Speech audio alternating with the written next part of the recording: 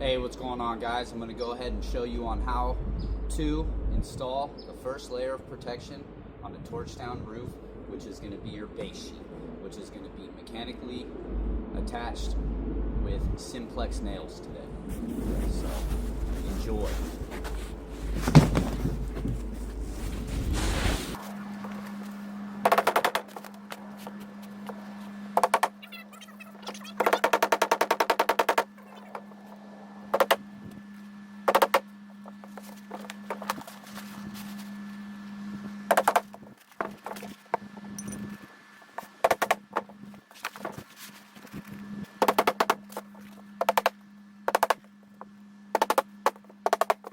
Now that we have the base nailed down, we're going to go ahead and get some smooth down.